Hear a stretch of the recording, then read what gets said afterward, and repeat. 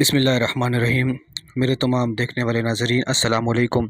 میں ہوں شیراز مغل، آپ دیکھ رہے ہیں میرا یوٹیوب چینل۔ ناظرین، آج اس ویڈیو میں خلافت عثمانیہ پر چونکہ تیسری قسط بنا رہا ہوں، اس میں آپ کو بتاؤں گا اسلامی دنیا کے ساتھ ترکوں کا اتصال۔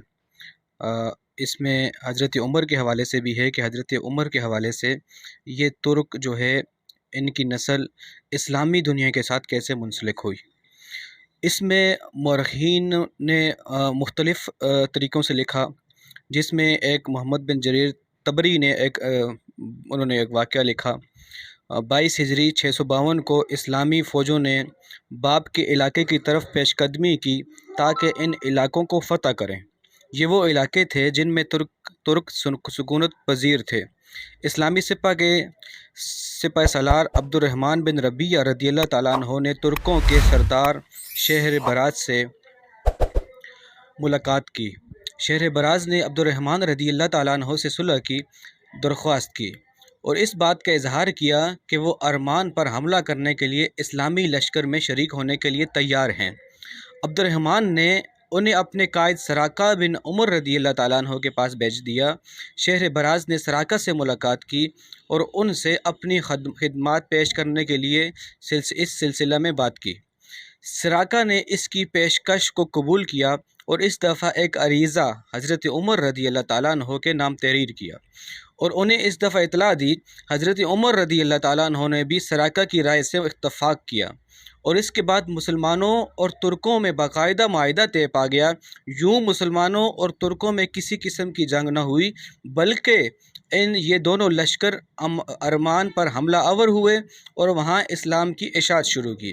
یہ ایک مورخ نے لکھا تھا۔ دوسرے مورخ نے الگ بات لکھی ہے، جو احمد یحییٰ بلازری جو ہیں، انہوں نے لکھا کہ خلیفہ راشد حضرت عثمان رضی اللہ تعالیٰ عنہ کے عہد خلافت میں تبرستان کا پورا علاقہ فتح ہوا۔ 31ویں ہجری کو اسلامی لشکر دریائے جیحون سے پار اترا اور ماوران نہر کے علاقے میں پڑاؤ کیا۔ اس علاقے کے ترک جوک در جوک اسلام میں داخل ہوئے اور اسلام کا دفاع کرنے اور خدائی پیغام کو پوری دنیا میں پھیلانے کے لیے جہادی سرگرمیوں میں شریک ہوئے۔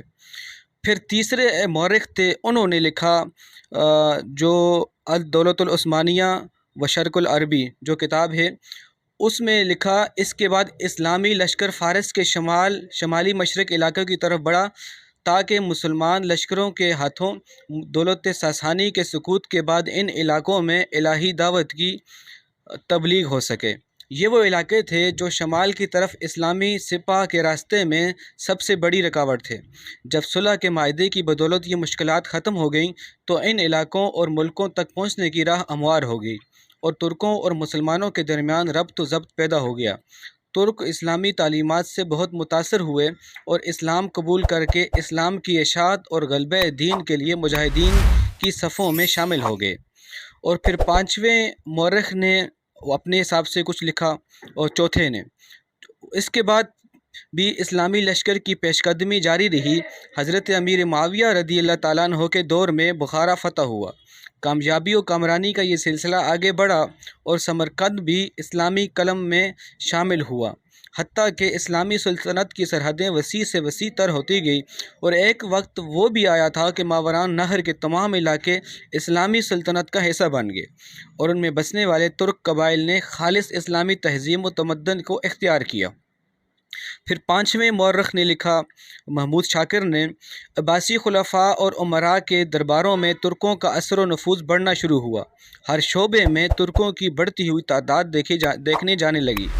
فوج، کاتب اور حکومت کے دوسرے اعلیٰ مناصب، غرض یہ کہ کوئی ایسا شعبہ نہیں تھا جہاں ترک موجود نہ ہو۔ اپنی خودداد صلاحیتوں اور اخلاص کی بدولت انہیں بڑے بڑے مناصب پر فائز کیا گیا۔ جب معتصم تخت و خلافت پر متمکن ہوا تو ترکی اور اثر و نفوذ کے سامنے اعلیٰ مناصب کے سب دروازے کھل گئے۔ بڑے بڑے منصب ترکوں کے سپرد ہوئے۔ ترک اب سلطنت کے ہر شعبہ میں کلیدی اسامیوں پر کام کرنے لگے۔ دراصل معتصم ایرانی اثر نفوذ کو ختم کرنا چاہتا تھا۔ ایرانی خلیفہ المامون کے دور سے ایک بہت بڑی طاقت کی حیثیت سے حکومتی عہدے پر فائز چلے آ رہے تھے اور ان میں کافی حد تک خودسری کے آثار نمایاں ہونے لگے تھے۔ معتصم کے اس اقدام نے لوگوں کو کافی حد تک مشتعل کر دیا۔